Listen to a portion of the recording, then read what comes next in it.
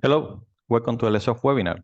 My name is Alejandro Delgado, Technical Director of AleaSoft and Associate Partner of Alea Green, and thank you for joining us today to the webinar with the topic Prospect for Energy Markets in Europe, Vision of the Future of Batteries and Energy Storage. Our first speaker today will be Oriol Salto, Data Analysis and Modeling Director of AleaSoft and Associate Partner of Alea Green, that will analyze the evolution of the European energy markets for the coming winter. Then, we are sharing this webinar with Luis Marquina, President of AEPIBAL, the Spanish Association of Batteries and Energy Storage, that will talk about the vision of the future of these relevant technologies. If you have any questions at any time during the webinar, please use the Q&A menu and we will answer them after the presentations. And now, I hope you enjoyed the webinar. Oriol, please share your slides.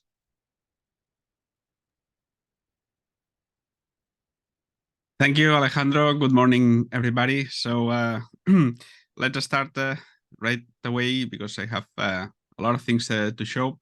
I will cover the first part of the webinar. As Alejandro mentioned, we will look to the energy markets. And then if I have time, if time allows, I will show a couple of slides at the very end talking about energy storage. So it can be a good link to the next presentation with Luis. So let's start right away. Few slides talking about just to show you what we are offering in AleaSoft, in case you don't know us and our services. In AleaSoft, we offer forecasting services for the energy sector. We cover all the energy markets in Europe, gas and electricity, also covering some markets in South America, also in North America. And our goal is to cover, to expand globally, covering also the energy markets in Asia.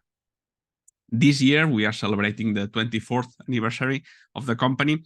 And our goal is by the end of the year to fully cover the 35 European energy markets. So gas and electricity in the short, medium, and long term. As I mentioned, we forecast basically any variable that can be interesting for any player in the energy sector. So we forecast obviously demand and price of energy markets of gas and electricity, but not only spot markets, also ancillary services, intraday markets, imbalances, also futures markets, forward markets, production of renewable energies, and any variable that can be interesting for the energy sector. And not only, let's say, deterministic forecasting, we also make simulations. We can make hourly price simulations up to 5 years or even more into the future. And our long-term forecast reports cover up to 30 years ahead. Among our clients, you can find basically any player in any company in the energy sector. So TCOs, retailers, utilities, consumers, investors and sponsors of renewable energy projects, control centers for production, for consuming, and for renewable production. So basically any company that is related in some sense or another in the energy sector. The methodology that we use for forecasting is our own methodology. AleaSoft developed it specifically for forecasting in the energy sectors. And the 3 main points that we always like to stress about this methodology is that it is a completely scientifically based methodology. It's a hybrid model combining different techniques, statistical techniques with artificial intelligence and machine learning algorithms. This hybrid statistical technology gives consistency and coherency into the results.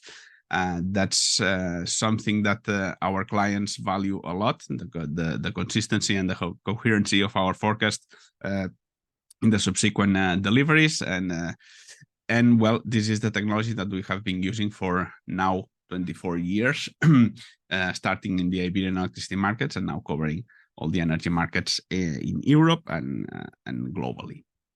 And just to mention our long-term division, Alea Green, is the division of AleaSoft basically specialized in long-term forecasting. And so we provide, on top of providing long-term reports for all the energy markets. It also it's a hub where all the players in the investment and the long-term projects in the energy markets can meet. So basically, we are intermediaries in PPAs, so we can look for counterparties, even if you are a sponsor or if you are an off-taker, we can look for the other part on the PPAs. And also, we can act as intermediaries in the sale, purchase of any kind of renewable assets. So now let's start with the fuels and CO2 markets. Starting with oil prices. Oil prices in the last week. So our last webinar was 4 weeks ago, I think.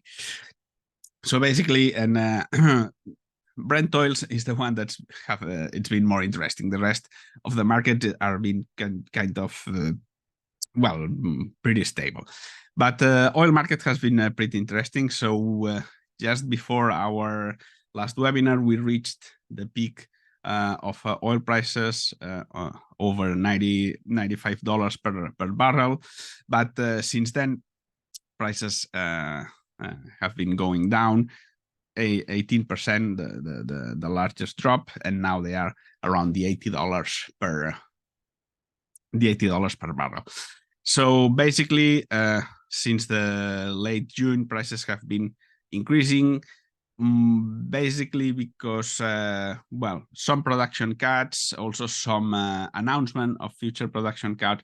So basically, it was just the fear of how the supply in the long term can evolve. But on the other hand, you have the demand, that it's what you need in order to consume all the supply, and demand it's not growing as expected. So at some point, all this fear just this little bubble just exploded. So prices went down again. So if we look now at the fundamentals for the next month, basically we see that the production is stable, production is growing in the United States, and we have also other countries, Venezuela, now that some of the sanctions by the United States are no longer applied. So on the production side, on the supply side, basically we have some we have certainty about the near future.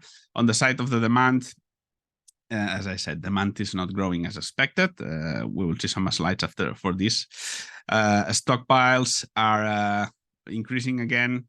Producers, well, they can they can apply further cuts, but also less cuts means less money for them. So basically, there are no intentions to further reduce the cuts that are in place.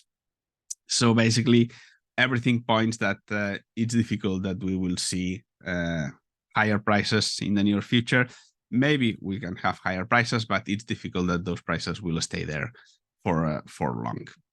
As I was mentioning, these are the oil reserves in China, and basically since the end of the end of July, they have been decreasing due to the increasing prices. So basically, they were consuming their own reserve, but since some weeks, 4 weeks ago, the reserve started slightly increasing again, meaning that there is no so much demand. So basically pointing, as I was mentioning, that prices cannot be will not be higher at least for long. So basically for the coming weeks, above $90 is difficult for prices to be there for too long.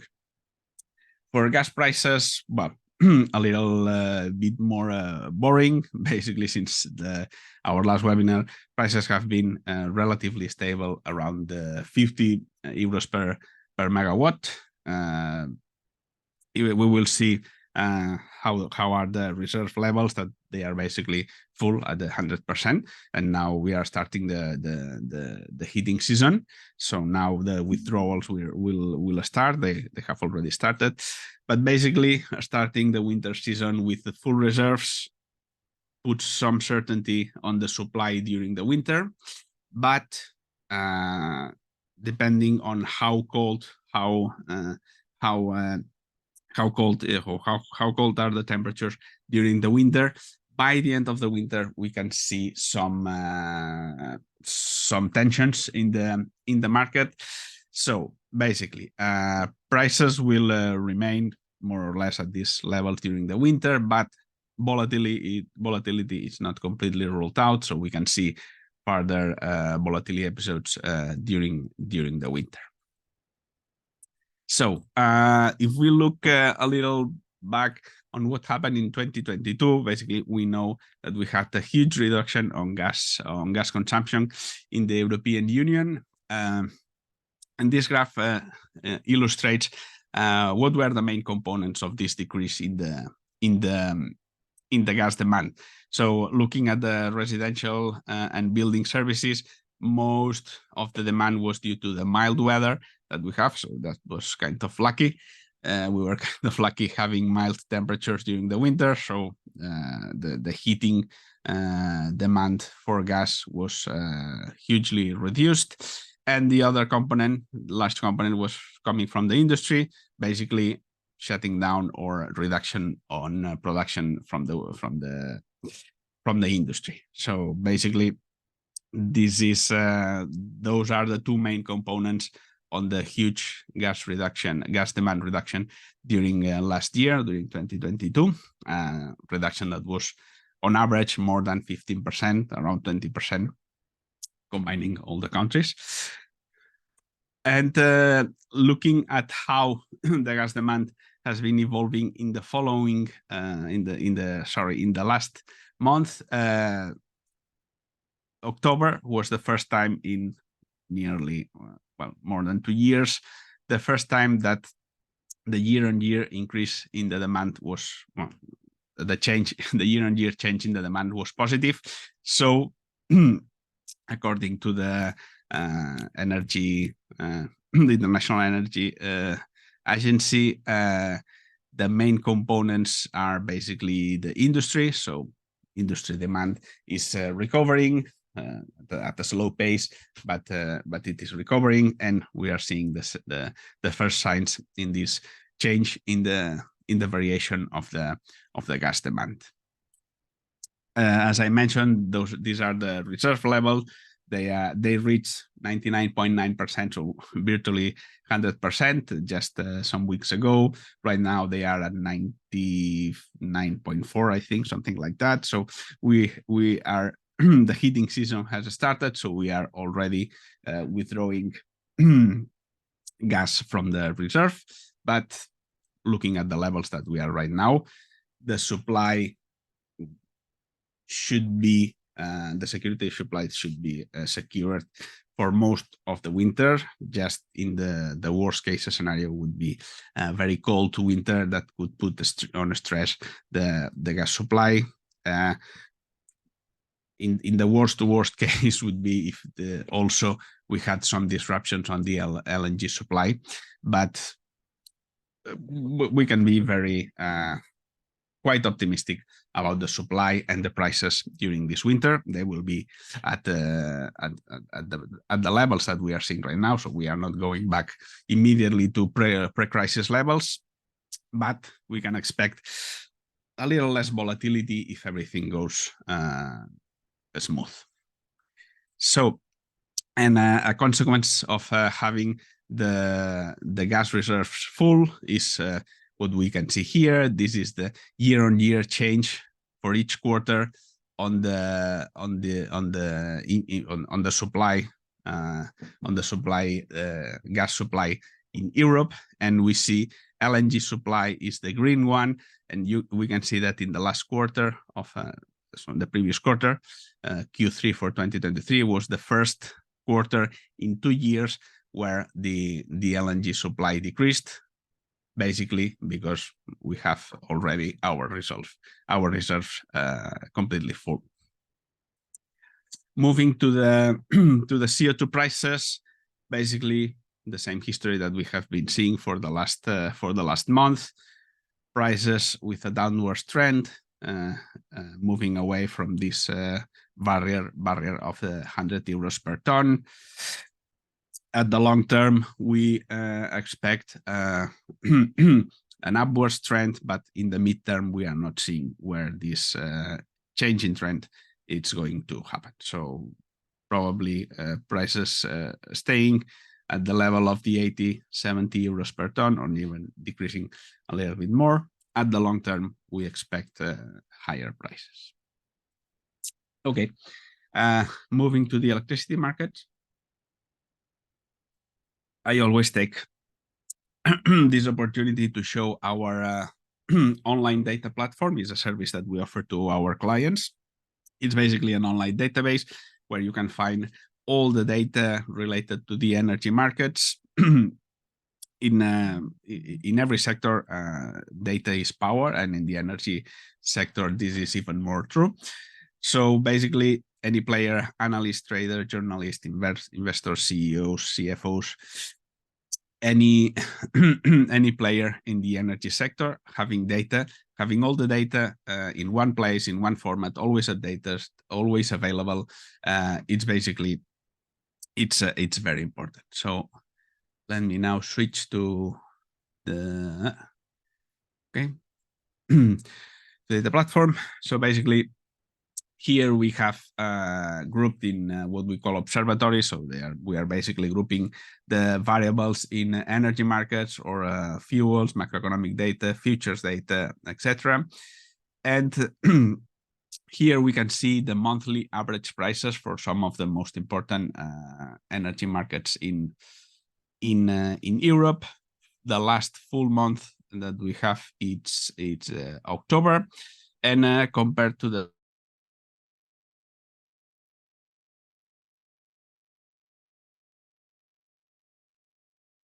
September, you can see Italy is always the higher prices here in green, and October prices increased even further, up to 16%. UK, it was the only one that was up just by 1%, and the rest prices slightly decreased. So Spain and Germany down by 13%, more or less. Belgium down 8%, and France down by 5%. If we look at these prices, at the daily average prices for these very same markets, this is since the beginning of September. So basically, you can see that in the last weeks, prices went down compared to the prices in October. So the first half of November, prices are slightly lower. And remarkable, you can notice how Italy is always the one with higher prices here in green. And for the last weeks, you can see in blue how prices for the Iberian market has been the lowest prices most of the time. And this was basically to the wind energy. We have some wind episodes, so several consecutive days with high wind that bring to the market very, very low prices. And we can see that if we go to the Spanish market variables. Basically, here you can see how these are hourly prices for the Spanish market, and you can see how we had several days with very, very low prices, a lot of hours with 0 euros or below 5 euros per megawatt hour. And if we plot the prices with the wind energy, that's something that we can do in this platform, we can see how they are very correlated. So in blue, we have the average daily prices, and in red, we have the daily wind energy production. And you can see the high correlation of these two variables. So low days with a lot of wind energy are correspond or correlate very well with days with very low prices. And you can see how when there is less wind, we have higher prices. With more wind, we have much lower prices. Also here, another component important is it's the demand. So if we have a lot of wind energy with less demand, that also has a higher impact on prices. And most of these days with very low prices are or festivities, the 1st of November, or weekends that they are also days with very low demand. Okay, going back to my slides. Okay, so well, also in our web page you can find all the reports that we can make for the energy sector, long-term reports for all the markets. These are the ones that are most demanded, but we cover all the European markets, analyzing individual projects, making special reports for BPA, anything, basically anything that can be modeled and analyzed in the energy sector, we can make a report about it. Okay, let's see the futures market. What are telling us about what the market agents are seeing right now for the future. This is the forward curve for the Brent oil. It is compared to the forward curve that we saw in our last webinar 4 weeks ago. Basically, following the decrease in the spot prices, the forward curve has also a slightly decreased, more in the short terms, but also at the long term. But basically, the level of prices at the long term is basically more or less the same, around the $70 per barrel. In the gas futures markets, basically no changes in most of the horizon, but some changes in the first and second year, so 9.2% down for 2024 and 5.2% down for 2025. Basically no changes in the rest of the horizon. And following this forward curve, prices are expected to go down to the pre-crisis levels around 2027. That is more or less what we were seeing in our last webinar. CO2 futures, basically this is the forward curve for the CO2. It's very rigid, so it's basically going up or down in the whole horizon following the spot prices. Spot prices have been down, so the forward curve also going down. And finally, if we look at the power futures, electricity futures prices, basically the changes have been in Cal24 following the decrease in the futures for 2024 in the gas. So gas futures pressing down electricity futures for Cal 2024, the largest drop in Spain, 15%, and the rest between 7 and 15%. And as a summary, just seeing what are the key elements now that we are taking into account when forecasting. Basically, what we have seen, Brent prices back to the level of $80, and fundamentals basically suggest that if there are any increases in prices in the near future, they will be not sustainable for a long time. Gas prices remain at the same level, but new episodes of high volatility are not completely ruled out during the winter, most probable by the end of the winter, depending on how the gas demand, being it coming from very cold temperatures or for a recover of the industry demand, can put an extra pressure on the prices. CO2 prices, we in the same downward trend.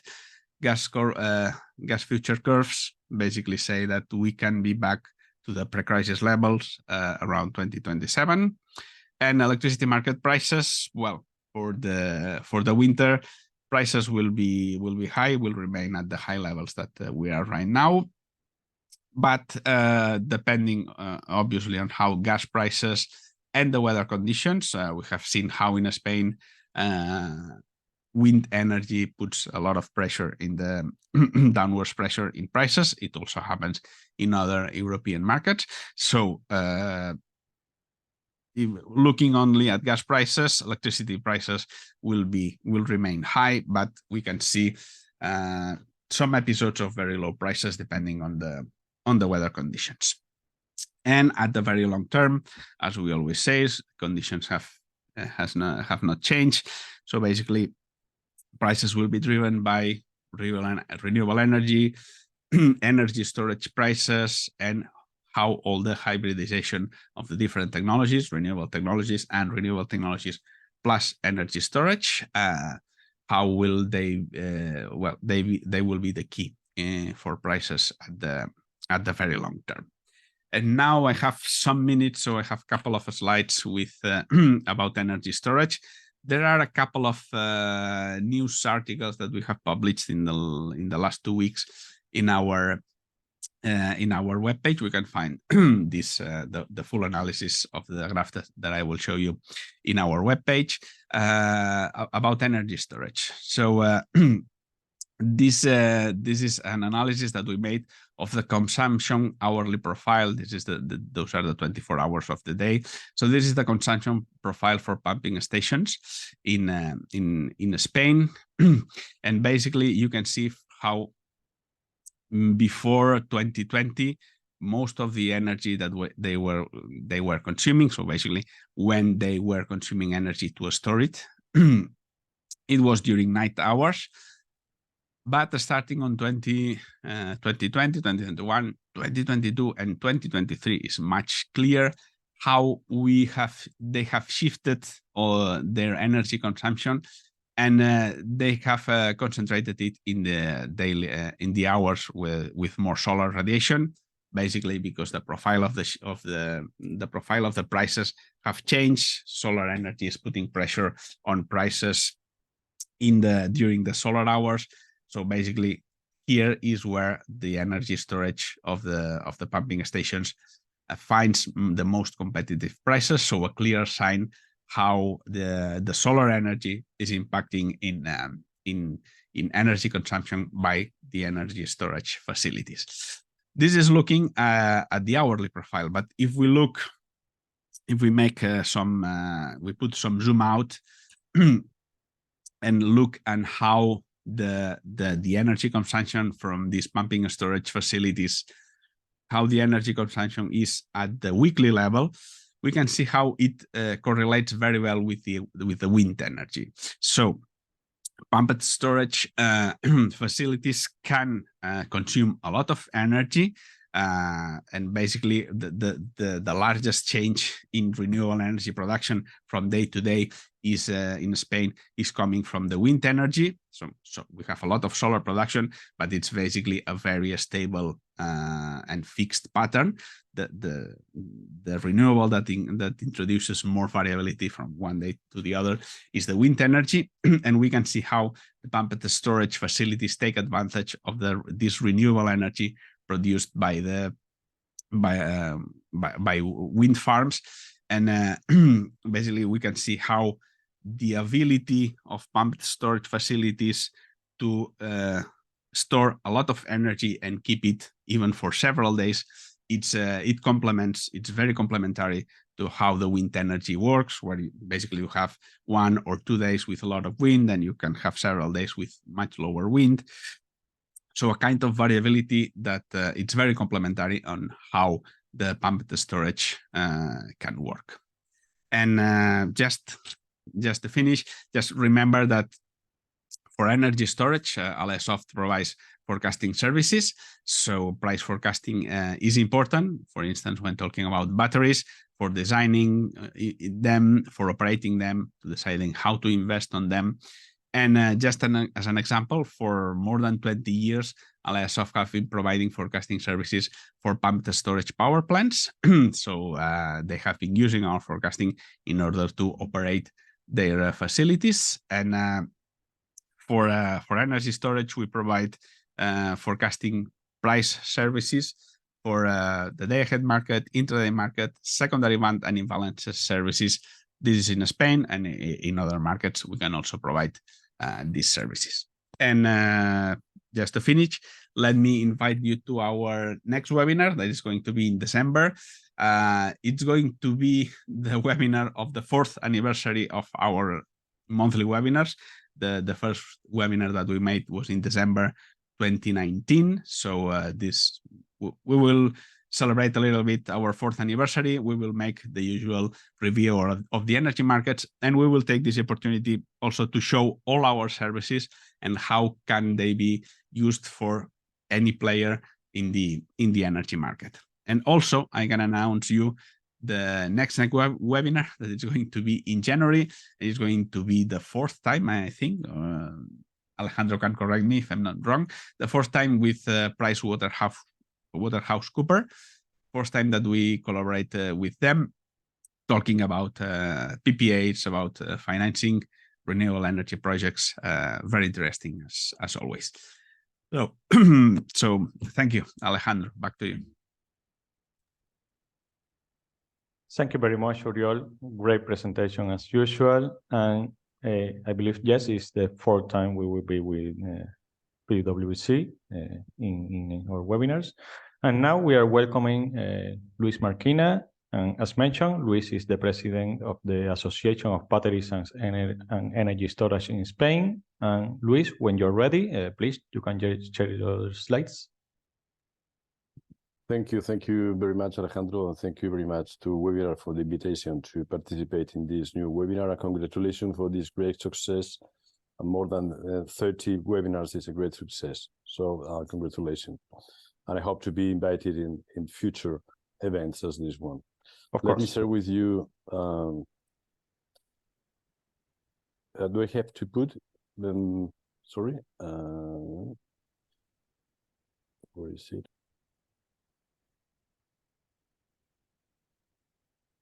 Can you see the screen? Yes, if you can make it full screen. Okay. Okay, perfect. Okay, so well, as Oriol has said, and Alejandro, I am the president of AEPIBAL. AEPIBAL is the Spanish most largest storage association. We have more than 180 partners or memberships, and we cover all the value chain. Okay, so we've grown a lot in the last 2 years and a half, and it's not because we do things properly well. It's also because storage is in the center, is in the focus, is the target for the future. As we've seen in the fantastic Oriol presentation, how prices are falling down dramatically in sometimes due to the solar impact in the electricity market. It means that the storage is today a way to protect. Okay, so I would like to start saying this first premises, which is storage needs and is here to promote and support a massive renewable energy deployment. This is the more or less the content and the essence of what we're going to talk about. Okay, if we go through some figures to start, well, this is in the left one, you can see, which is the average, the solar capture price per production during the last years. We've seen how the average is a bit high in the 29 until 2022, but in 2023 with more solar production with a massive and it's going to be worse in the next future with a massive entry of new solar energy. The prices are the captured prices for the solar assets has been falling down and will fall down more in the future. If we go to this right, for instance, this is an example of what could happen in one day. Okay, this is what the dark curve, as we can see it perfectly, how the price is high in the beginning of the day and at the end of the day too, but there is a lot of hours. We have seen about 7-8 hours of price zero during the day. That's why the pump energy use this energy or this price energy to charge and to move the turbines ahead. So and everything makes sense. So how to protect this price, because with the price zero you cannot survive, and it's absolutely unfair to do that. Okay, so the issue is how to move ahead, and the storage obviously is part of the solution. Okay, if we look at not only one day, because this is only one day, the 25th of September of this year, but if we move about a week or 4 days, we can perfectly see which is the production, the solar production, and which is the solar price in degree line. Okay, so there is a correlation, as we've seen before with Oriol presentation, how the solar productions is provoking or is suffering this low pricing during the solar hours, because the demand is not increasing. That's a reality, and is not expected to be increased in the short term. So, but what is really expected is a massive increase of solar new production. Okay, so the problem is going to be worse day by day. It means that storage is an urgent solution. Okay. If we look at this graphic, and we can see how the volatility of the market spread has been happening in the last years. The market until 2021 was very stable, we can say that. But since 2021 and to today, the spread on the spread is the difference between the highest price and the lowest price. Is enormous. And then here is the space. The storage can really survive, and this spread means that you can charge the batteries in a very low pricing, even zero. You can see during a lot of hours during the day. You can choose, in fact, what hours you want to charge, and you can sell it during the morning, or you can sell it in the evening. And then you can get a great spread, the greatest spread. Okay, so this is obviously this is not going to be sustainable in the time, because as more storage comes into the market, this spread will be lower. Okay, but at the moment there is space enough in the next 3, 4, 5, we think even 10 years to take advantage of this spreads, while this spread linked to the gas market price would be very high. Okay, one saying that if we attend the Spanish case, and for instance in 2022 a battery standalone in 2 hours, what we see is and also taking these values of this is the price of the CapEx is about 320 euros per kilowatt hour, with 2.2% of CapEx per year. This is the OpEx price, 7,000 cycles during 20 years. Probably is a bit excessive, but there are batteries that are providing the services of this capacity today. This 86% efficiency and 9% of per return, if it is what we expect. For instance, this 9% would be the red line. Adding all the income that we have, which means the ancillary services plus the spread, the arbitrage income, we still need a funding gap, okay, which could be about 25-30% of the total income. Okay, that's why the payment of capacity mechanism of payment is something that all the countries are fighting for, and storage more, and is going that hopefully is going to be implemented in the next year, because this funding gap is what we need to have a floor of income during 5-10 years, for instance, and adding this and to achieve this, what we name is the revenue stacking. I mean, the batteries has to be prepared to get income for wherever they are. Okay, the floor would be this capacity mechanism that we should cover this funding gap. This funding gap today comes from the next generation of funds. Is a help and support and subvention for the capex, but at the end, the capex subvention will disappear, and this capacity mechanism should substitute this support to the capex that we have today from these European funds. Okay, so take this figure in mind, that we still need 20-25%. This amount will be reduced as the pricing of the batteries will drop down, and we expect a drop down in the future. In fact, in the last year, the pricing has fallen down about 30%. I think this is not going to be sustainable in the time, but we expect having a new reduction of the price in the next couple of years. So it will help to reduce this funding gap, okay? If we look at which could be in the next future, the income lines for a battery, for instance, this revenue stacking, as we mentioned before, most of them will come from arbitrage, which is the blue. In the next years, the ancillary services will provide a lot of income, because there is a lot of volatility, and we can take advantage of that. There is a small market, but very interesting market right now, as you can see here. Okay, so but the weight of the ancillary service will be dropping down, but the arbitrage will not. So at the end of the day, the income will come from here. The pricing of the batteries will be reduced, and the funding gap, and the mechanism of capacity will cover the rest of the income. Okay.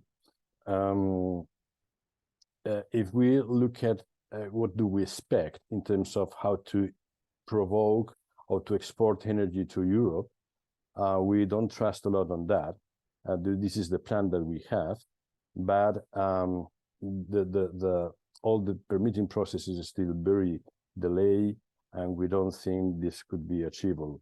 So what does it mean? It means that Spain will not have all the capacity. Spain is an island, absolutely, absolutely, and will remain as an island during the next years. It means that we have to make that the demand increase in Spain, or we will have to use our energy to produce equipments, to produce goods, okay, and to export goods if we cannot export energy on kilowatt hour. Okay, it is slightly correlated with what Oriol said, that Spain looks like that will keep a spread of difference between the European average price and Spain electricity price. So probably Spain will offer in the future better price conditions for energy that could be very interesting for new industry from Europe, other countries to come into Spain to produce these goods. It means that if we cannot export kilowatt hours, we could export goods if we decide, obviously, to manufacture them here. Okay. Let me go through very fast about some technological inputs. As you know, the storage can do a lot of things. There is potential. There is a lot of energy technologies. I wouldn't like to stop here a lot. We are extremely focused on electrochemical. I think there are two main drivers here in the storage.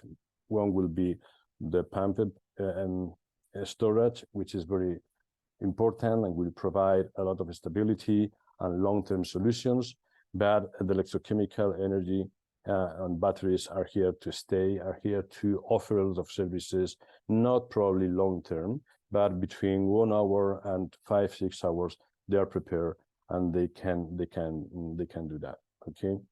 There are two main technologies that have been winning that race. Okay, in one side we have the lithium, and the other side we have the flow redox. The flow redox is more scalable and is more focused to develop the long-term solutions, more than 6 hours and more. And below that, the lithium today is the technology has been awarded, or is winning the race. Okay, but there is a moment that, as you can see here, the capex of the hydrogen, or also the redox, is higher.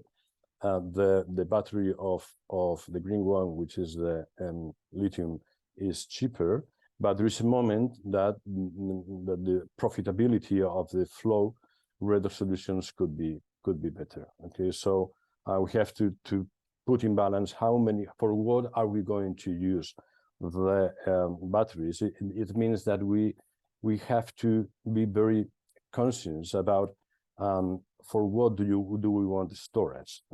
As owners of an asset, if we want to invest, why do we want to invest, where do we want to invest, what kind of technology, and to provide what kind of services, then technology will be, because there are all the technologies are here to help themselves. I mean, I think no one is going to win, and no one is going to win. Okay, so the markets, the storage, they can provide services and solutions for industrial, residential, and commercial, and obviously for large scale.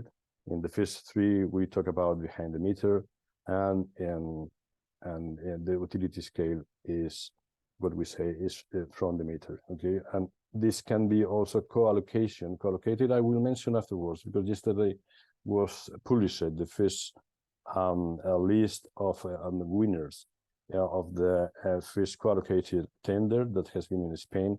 I will do a couple of slides ending this presentation. Okay, so the battery applications, I think, are well known, and we can cover all the services that are needed for renewables integration, also for microgrids, also for distribution grid support, and obviously for commercial and industry. Okay, this kind of all these services can be provided, but the issue is if these services are going to be remunerated or not. Okay, so what we asked to the regulator is, okay, this revenue stacking has to be remunerated. So the income has to come from a lot of sources, and these sources has to be implemented, and with a good regulation that provide security, and it will be very, I think it will be the only way to go ahead and to provide storage a good future. Okay, this is a very well-known diagram. This is the Ragon diagram, and because which put in one matrix all the different technologies for all the different services. Okay, for arbitrage, for whatever. No, but the good here is to understand there is no one single technology that could be the best for all the services that can provide. There are technologies that are very good for this part of the matrix, and this in providing energy services, and other are very good providing power services,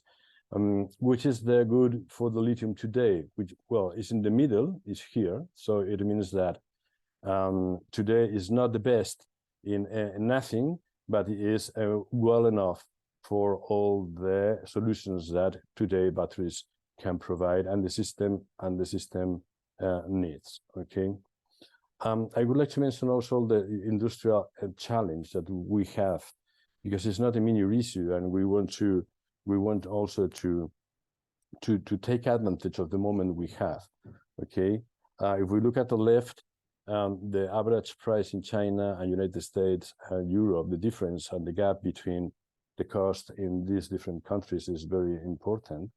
For instance, in United States, the battery is 24% higher. The cost 24% higher than China, and 33% in Europe, linked to China, compared to China. Okay, but then the year appears. Okay, the IRA, the Inflation Reduction Act, and which has an immediate effect that can reduce the cost of the batteries produced in and manufactured in the United States to be equal to the China one, but not the European one. Okay, so it's gonna be a challenge how to reduce that price, how to find solutions for the storage to reduce this gap, and to do the in batteries, the European industry for batteries competitive. Otherwise, it's gonna be quite complicated to not be obligated to acquire China ASEAN products. So if we want to change, if we want to stop, and we want to finish our dependence with China for some critical elements, we really have to do an effort here, try to reduce that. There are a lot of initiatives, the Net Zero Industrial Act, the Raw Material Act. I mean, there is, but the money today is here, and what we see is a lot of companies that are really deciding to move ahead to shift from Europe to United States taking advantage of this, the protection policies, but also this Inflation Reduction Act, which is providing them a lot of competitiveness to the products. Okay, so this is, I wouldn't want to focus on that, but this is more or less a big picture about what industrial net means. Okay, the blue one will be the main one, from mining, from mining to software services, during across all the value chain. But there is a lot of industry that can be linked to that. I mean, so I think the fourth is not only for the first one, the first line, the most important one, which is the batteries production or manufacturers, is also all the companies, the subsidiary companies, and that can provide services, whatever, not only software and EMS, which we are European, Euro is probably in the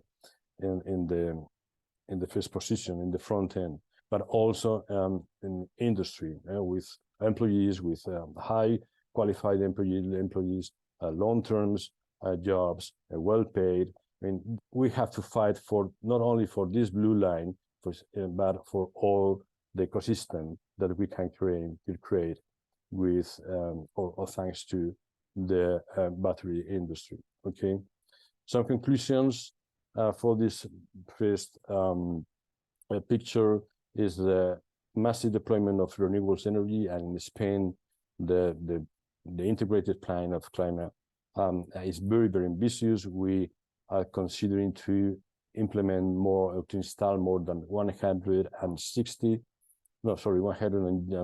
gigawatts of solar and wind, 73 gigawatts of solar. I mean, without the storage, this is not going to happen.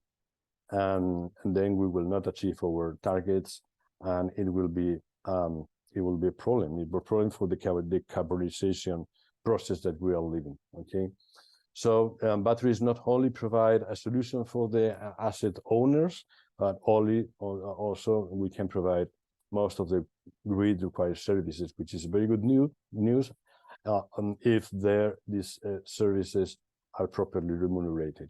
Okay. We expect that the regulatory framework will be completed by 2024. In fact, 2025 should be the last date. Okay, it's time for a new industrial age in the USA and in the UA. Sorry, and we have to believe and to protect our existing industry, and we have to open new research and ways to lead. For instance, in the circular economy, there is a lot of business there, but there's not a lot of companies. How are we going to interact between the stationary batteries manufacturers and electric vehicle manufacturers too? I mean, there is great chances to create this ecosystem we've talking before. Okay, what should we do? Well, this is a very emotional message. I mean, this is a very well-known matrix from McKinsey. If you put in the picture two different issues, the market control that you as a company have in the regulatory market rules development.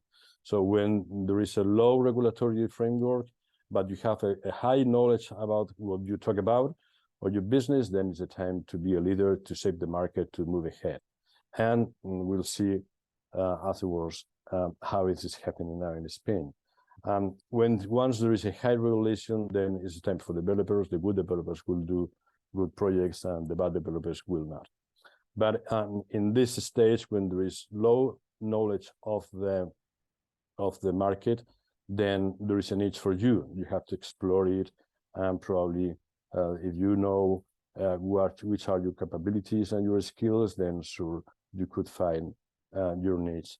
If you if you are not great knowledge of the market, and just you wait until having all the regulatory framework completed, then you will follow the market, and nothing interesting I think you can do. Well, as I mentioned before, and I still have 5 minutes, I would like to point out some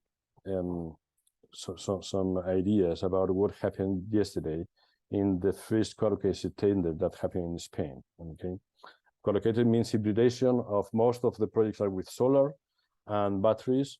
And what we've seen, a brief summary, is more than 250 projects has been submitted.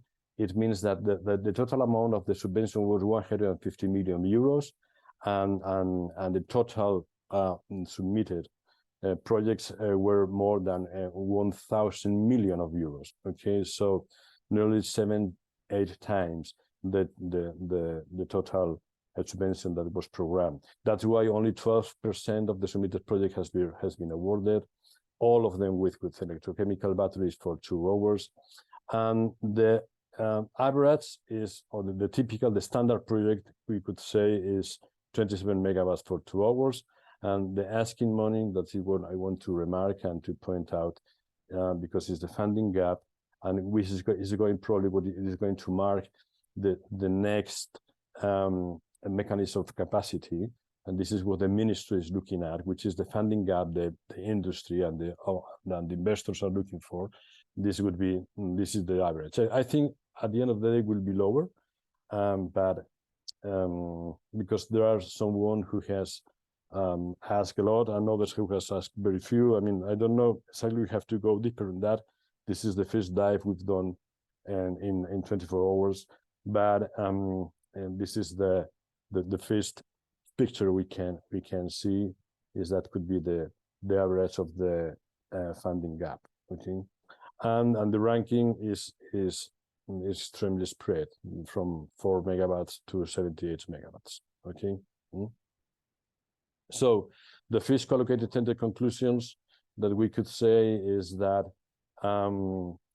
we don't know. More than conclusions are questions that we are considering. No? We would like to know why the same company with same technology that has been scored very differently. It's something that we, on the technical parameters, we don't know exactly which are the difference between one project and another one, when they are asking the same with the same technology and the same company behind. And we think someone has done or has attended this collocated tender as gambling in the casino. I mean, I wouldn't like to be respected at that, but there is no price for going that. Okay, so there's no warranties. It's free. So we think there is some speculation on that. And well, if you get it, perfect. And if you don't get it, in fact, there are projects that has been submitted without having the access to the grid, which is a critical issue, and then you could not achieve the milestones program to be connected by June 2026. So we think there are a lot of optimism, which shows a lot of appetite, a great appetite to be in Spain and to really to push up the storage. Okay, but there is still a lot of things to consider. Okay, and well, I think this is what we can say about this phase. There is a second. This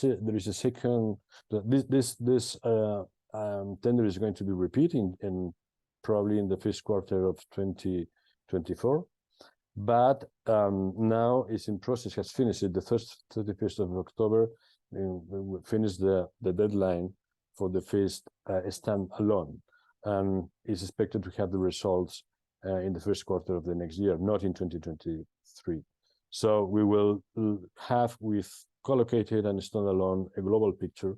I can advance that in Spain there are right now standalone projects, more than 6.5 gigawatts approved to access to the grid. 6.5, okay, and another 5 under study for the TCO. Okay, so as we've seen in Spain in the last year, renewable and now storage plus renewable or storage alone is the next step. There is a massive appetite to be here.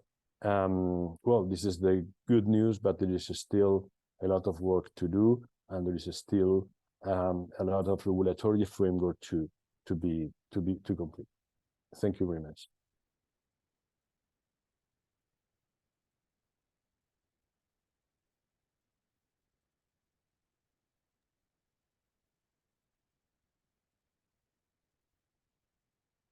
Absolutely on time, 11 o'clock. Yes, thank you very much, Luis. Really great presentation, very interesting topics. And thank you again for sharing this webinar with us. We will start now the Q&A section of this webinar. And since we are already a little out of time, we will answer only a couple of questions. Uriol, do you have any questions ready? Yes, I have one question. How can AleaSoft help energy storage projects? So just to mention three ways. So long-term price forecasting when designing the investment in the energy storage project. Short-term price forecasting for the operation, finding the best opportunities in all the markets, and mid-term price forecasting for planning, midterm planning maintenance, shutdowns, trying to see which is going to be the day with the less spread, so the least competitive price in the horizon, so you can schedule your maintenance there, maintaining. So basically, all the planning that you need to do in an energy storage facility. That's only three ways, and there are a lot more. So if you have an energy storage project in mind or in operation, just contact us and we can discuss further how we can help you. Thank you, Oriol. Luis, I don't know if you have any questions that you want to answer. You are on mute. Yes, Juan Rojas the question, and why the secondary band is going to drop down pricing is because it's because both, Juan, there is a cannibalization process because the market is not going to be too high. So the more storage players are going to come into the market, so there is a cannibalization pressure of that. That's what we think. Okay. That's what we think.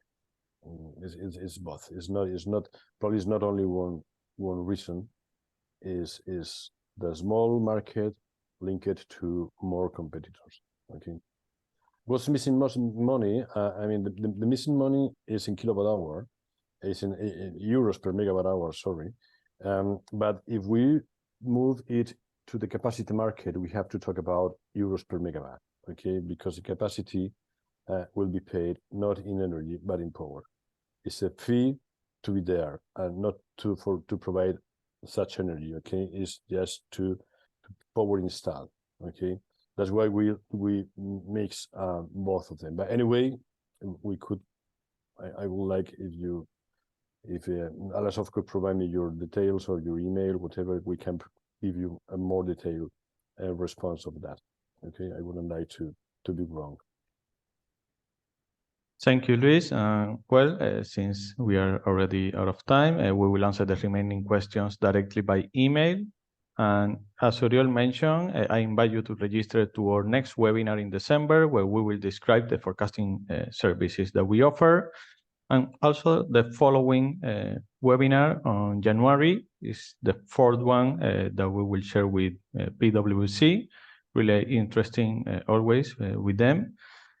So thank you again, Oriol and Luis, for your presentations and the audience for joining. Have a nice day. A pleasure. Thank you to you. Bye-bye. Goodbye.